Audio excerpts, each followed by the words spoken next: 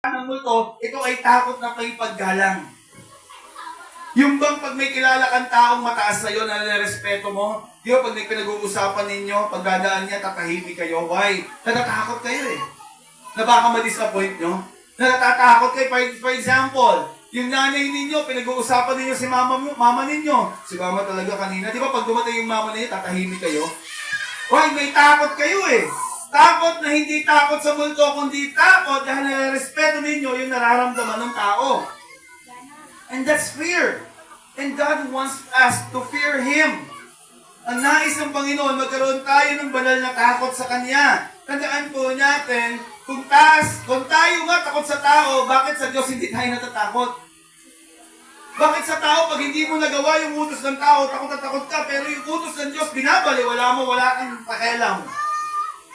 Mga kapatid, kung talagang may takot ka sa Diyos, hindi mo pababayaan yung gawain ng Panginoon. Kung talagang may takot ka sa Diyos, hindi magiging option yung gawain ng Panginoon. Yung pagsunod sa Panginoon, that will be the second thing. Not only to fear God, but also to follow His commandments. Amen. Ang sabi po dito, ang duty ng tao, hindi lang tayo ginawa ng Diyos upang abutin yung ambisyon natin. Ang ginawa tayo ng Panginoon para magkaroon tayo ng takot sa Diyos at sundin natin ang utos ng Panginoon.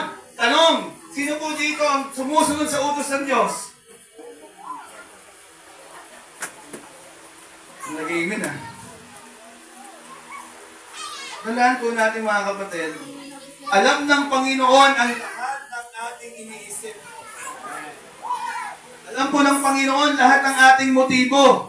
Hindi mo pa iniisip, naririnig ka na ng Panginoon. Hindi mo pa sinasabi, alam na ng Panginoon. At ang sabi ng salita ng Diyos, ang takot sa Diyos ay diyan nagsisimula ang karunungan. Karunungan. Yung pag-apply ng knowledge is wisdom.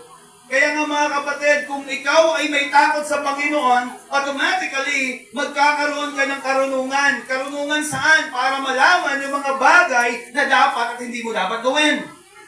Amen. Sa buhay ngayon, napakabilis na lang ng pagkuha ng buhay ng may buhay.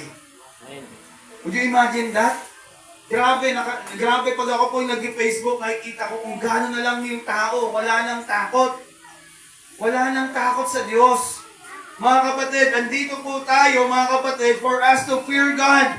Ano ba yung motibo mo? Alam ng Panginoon kung ano yung motibo po natin. Pag tayo po may takot sa Panginoon, bibigyan tayo ng Diyos ng karunungan upang lumakad ayon sa kalooban ng Panginoon. To walk pleasingly to God. Tandaan po natin, kung tayo po may takot sa Panginoon, hindi ka mag-aalala kung ano yung lakad na ginagawa mo. Tandaan po natin, maraming mga tao sinasabi na may takot sa Panginoon, pero wala namang pakialam sa Diyos. Ito po yun. Kahit sino tanungin mo, takot ka ba sa Diyos? Takot ako sa Diyos, pero yung ginagawa mo, hindi naman katakot-takot sa Panginoon yan eh. Ang dami nagsasabing, mahal ko ang Panginoon, pero yung ginagawa mo, pag takot ka sa isang Diyos na kinikilala mo, kung kinikilala mo talaga ang Diyos ay Diyos, mahihiya ka sa Kanya. Kung kinikilala mo ang Diyos ay Diyos, matatakot ka sa Kanya. Pero mga kapatid, huwag natin gawing palamuti na takot tayo sa Diyos ang uso langit. We need to apply. Kailangan nakikita sa atin eh. Kasi pwede natin sabihin sa tao, takot ako sa Panginoon, mahal ko ang Diyos. Ang tanong, anong ginagawa mo para ipakita mo yung sinasabi mo pagmamahal na yan? Ang dali lang sabihin, mahal mo ang Diyos. Napakadali lang sabihin.